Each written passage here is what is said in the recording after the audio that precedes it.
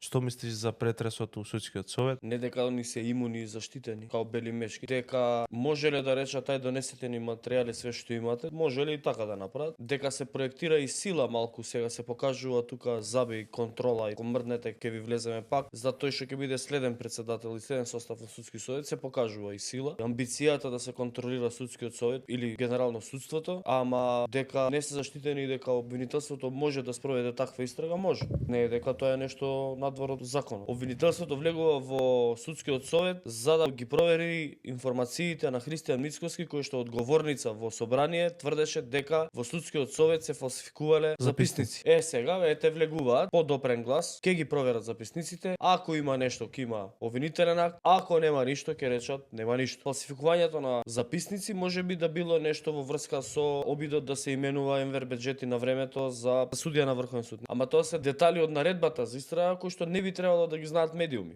Затоа што ако медиумите упатуваат директно заради ова се влегува таму, тие кои што би биле под сомнеш може да го тргнат тоа. Затоа што официјалното соопштение на обвинителство е дека се влегува по допрен глас, по информација на Мицкоски, ако отворили истрага по тој допрен глас, а медиумите поврзани со ВМРО тврдат дека се влегува заради тоа што Енвер Беџети и Артан Груби отишли на црна листа, тогаш медиумите ја откриваат истрагата и акцијата.